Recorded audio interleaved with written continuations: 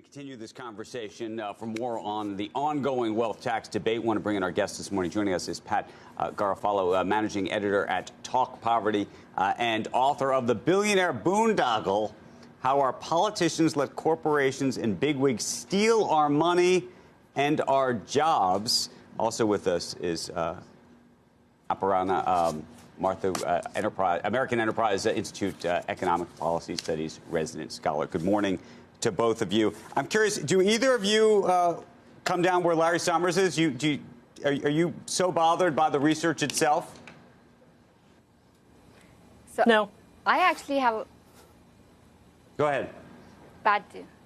I actually have a lot of sympathy for what Larry Summers is saying. I think even if you believe that there is that immense wealth concentration that Saez and Zuckman produce, I think the implementation challenges with the wealth tax are huge, as Larry Summers points out. And as a result of that, the fact that you would be getting revenues that are probably 1/8 or less of what they estimate brings into question the whole idea that you're trying to tie in all of these other social programs to the revenue gains from a wealth tax. But what happens if those revenue gains don't actually materialize? What happens then? And are you just encouraging more tax avoidance by trying to implement a tax that many other countries around the world have actually let go of simply because of those challenges? Pat, what would you do? Sorry, what was the question? No, I said, Pat, I was saying, if not a wealth tax, what would you do? I think there are lots of ways to go about it. I'm a big fan of the wealth tax, but you could also go after capital gains. You could go after the estate tax. I think this is a really healthy, serious debate to have in the Democratic Party. I don't think it's a civil war. I think it's a really good, healthy policy debate. Yeah, but Pat, I mean, these are two very different proposals. So Larry Summers says, look, there's an easy fix here. And he's talking about the step up in capital gains, where he mentioned Bill Gates, who has had enormous success, created a great company, made $100 billion, but none of that likely will ever face a tax because it will not get taxed upon his death. That's a very different proposal from many say confiscating the wealth of the wealthy every single year. So, yes, it's a healthy debate, but why does the wealth tax to you make sense versus these other proposals? Because it gets to that exact point. We not only have extreme income inequality in this country, we have extreme wealth inequality, and that wealth inequality helps you build political power. So this does a couple. But this is where Summers was really strong. He said, name one situation where, let's say, just because you took Mark Zuckerberg down from 70 billion to 50 or even 20 billion, that suddenly he would not have political power. He said that argument that wealth is translating into political power just doesn't make sense. So can you name one example where it would? Yes, absolutely. Taking Mark Zuckerberg's money and using it to, say, invest in child care for everybody. Say, invest in preschool for everybody. Oh, sure it does.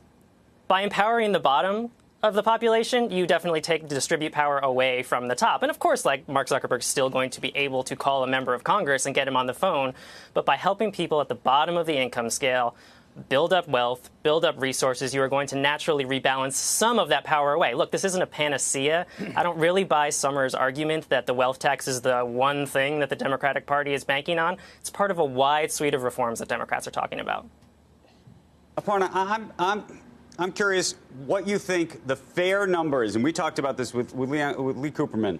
What do you think the fair percentage of your annual either income or wealth should be in terms of what could fairly be taxed? I mean, I think we have a pretty progressive tax system. Unlike what Saez and Zuckman are estimating as, they're basically saying, look, it's a flat tax system, and at the top it's pretty regressive.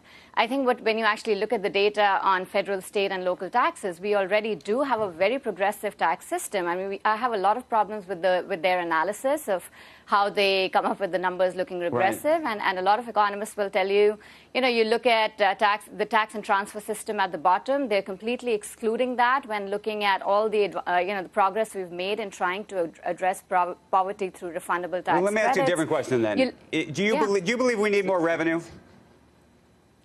We do need more revenue. Okay. I think we could, but it's also a question of how you use that revenue. You 100%. You can have a fair tax system, but then use that to encourage mobility at the bottom. I absolutely believe that.